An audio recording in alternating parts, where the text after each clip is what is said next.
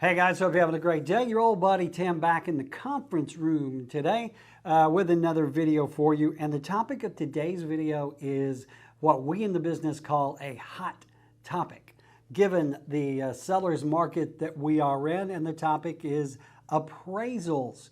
An appraisal, what is an appraisal? Well, an appraisal is basically a value given to a home by an appraiser that will let the lender, the mortgage company, know in that lender's opinion or in that appraiser's opinion how much the home is worth, and that determines how much they are willing to lend on the home. Now, if you're like me and you're in this business, you know that an appraisal really is just an opinion, hopefully an informed opinion without bias. That's the way it's supposed to be. Sometimes it is, sometimes it isn't, but it is irrelevant because the appraised value is what the lender is going to loan on.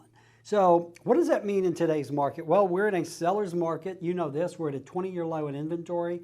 A lot of homes in our market are going quickly with multiple offers above appraised value. Now, what does that mean exactly? Well, that means in this market, if you want to lock down a house when there are so many offers, you may have to make an offer above the asking price and perhaps above the appraised value. For example, let's say you bid on a $300,000 home, but the appraisal comes back at $250,000.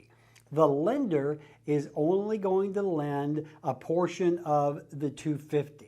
Okay, so they are going to look at the appraised value, and depending on the contract that you are in, you may have to pay more. You may have to bring money to the table. You may have to renegotiate. We're going to talk about the various options that you have, but I think it's important to note that between 10 and 20% of appraisals are coming in lower than expected, lower than the sale price even.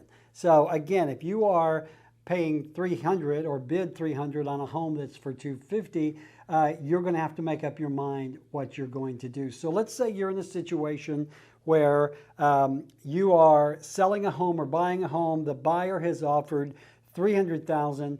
The value of the home, the appraisal comes back at $250,000. Well, if you're a buyer, what are your options? Well, if you locked in the contract waiving the appraisal, basically stating that you will pay whatever the price of the home is regardless of the appraisal, you're pretty much locked into that price. Now, you can go back and ask to renegotiate the deal, but the seller is under no obligation to do so. If you signed a contract that says, I will pay $300,000 for this house regardless of the appraised value, you are contractually obligated to bring $300,000 to the table. So, but in some cases, you can renegotiate. Let's say the house was not that popular. It had been on the market a little while. They did not have a lot of offers. Yours was one of the only acceptable offers. So maybe you do have some wiggle room there. You know, all they can do is say no. Okay, have your agent go back and ask if they are willing to negotiate the price, you know, maybe meet in the middle or something. And if they say yes, well, then that's great. But if they say no, you are locked into the contract you signed. Now, if you are locked in, what do you have to do? Well, you have to bring the difference to make up what's called the appraisal gap.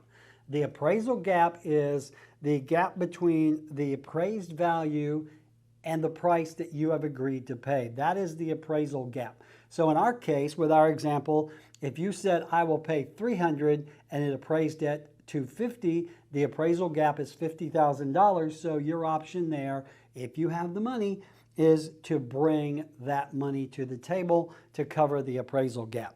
Now, what if you don't have all that money? Well, you may have to get really creative here. Let's say you are going to put down 20% on your loan. Well, now you may have to use some of that down payment to bring as cash to cover the appraisal gap. Now, you're going to have to get your lender back involved there, because typically if you want to avoid PMI, you're going to have to bring 20% to put down.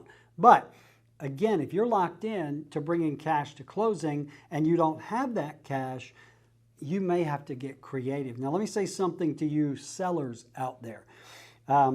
You need to make sure that your agent gets proof of funds just in case there is an appraisal gap. What do I mean by that? Well, when you are selling your home and someone makes an offer, you're going to get what's called a pre-qualification letter. Basically, it's going to be a letter from the lender stating that the buyer is able to borrow the money necessary to buy the home. Well, if that buyer also says, well, I am willing to bring this much more, regardless, I'm going to want to see proof of those funds.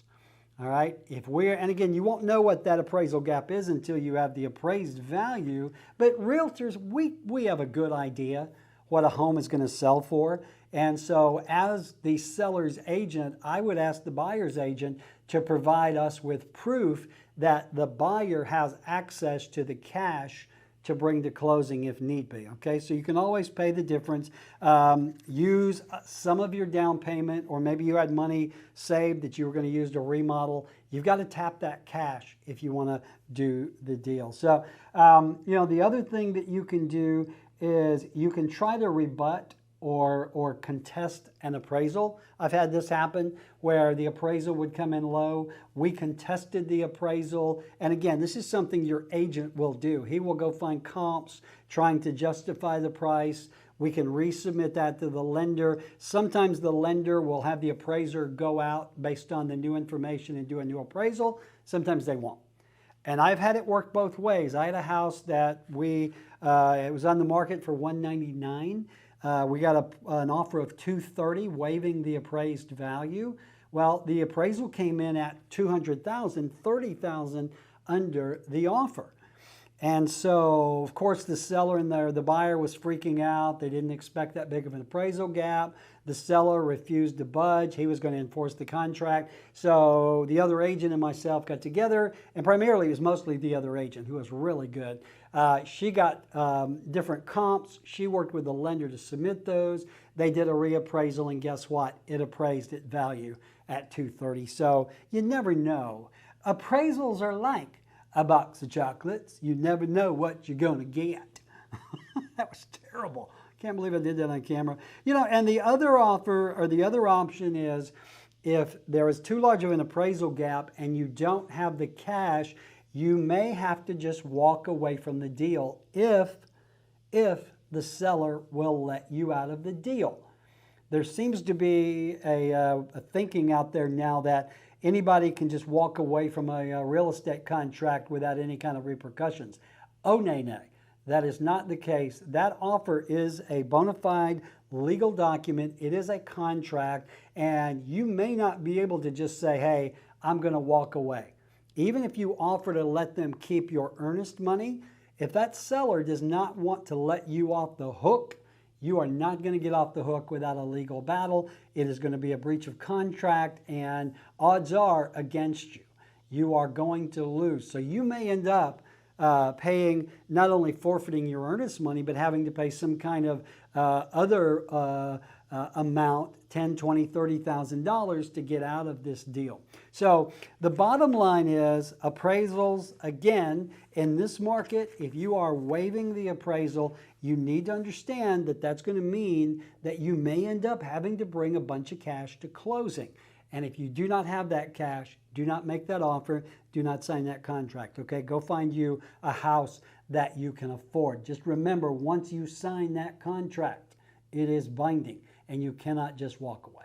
All right, so that's it. If I can do anything for you, here at Revolved Realty, we have, going on 70 of the best real estate agents in North Alabama. Every one of them is waiting to serve you. Give me a call. I will hook you up with one of them, and they will help you find a house, sell a house, do a deal. Look out for landmines like appraisals and all the other stuff. So that's it. Get out of here. If I can do anything for you, my number is 679-0704. You can email me, Tim@Revolved, and I hope to talk to you soon. All right? Have a great day.